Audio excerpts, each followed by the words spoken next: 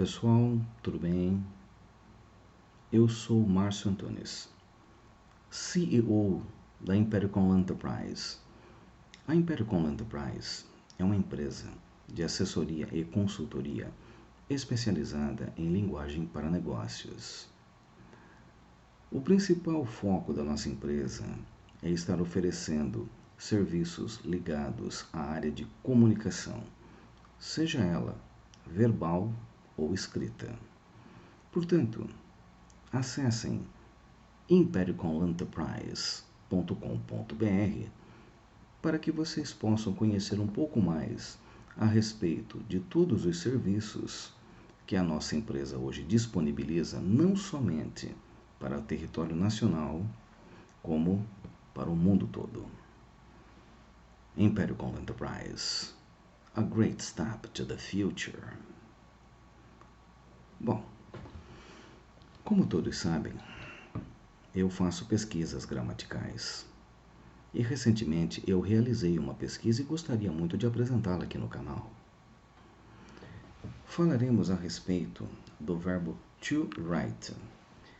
É um verbo irregular onde o passado é wrote e o particípio é written. A frase que analisaremos é bem simples e logo após faremos um comparativo com a língua portuguesa. A frase é esta aqui. I wrote a letter. I wrote a letter. Traduzindo, eu escrevi uma carta. Agora, uma pergunta que eu acho bastante interessante é que quando fazemos o comparativo, do inglês com o português, wrote em inglês é considerado como passado simples.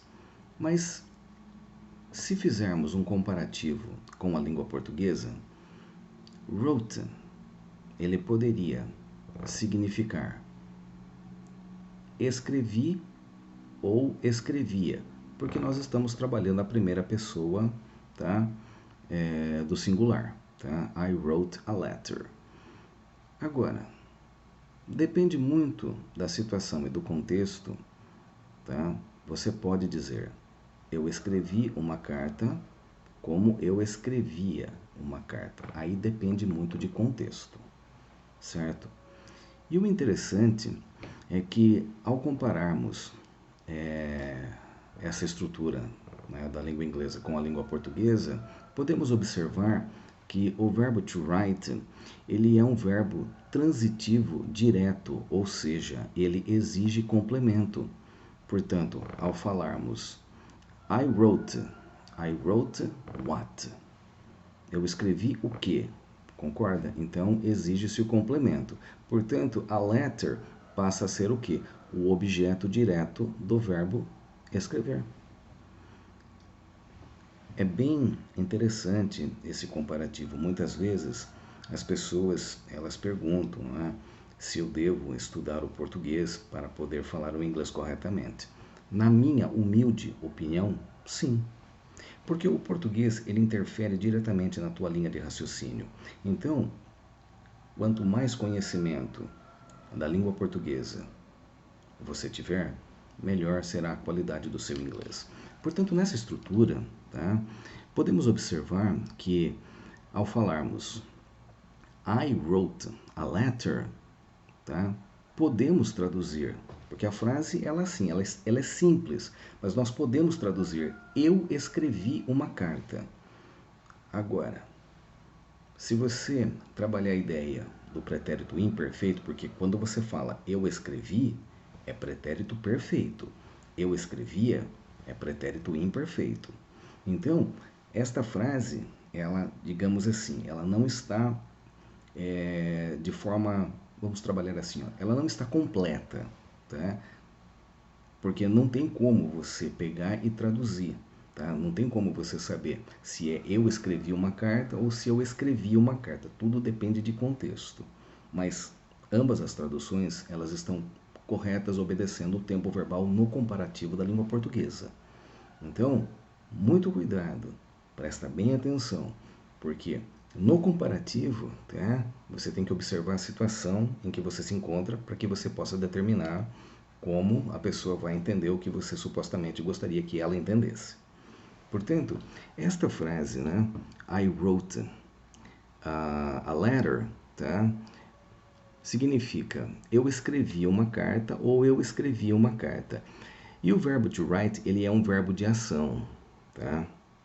Então, nesta situação mostra apenas que houve uma ação. O passado simples, ele simplesmente mostra uma ação praticada, só isso, tá?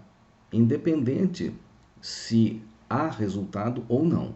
Então, uma coisa que eu quero deixar bem claro, o passado simples, ele trabalha apenas a ação.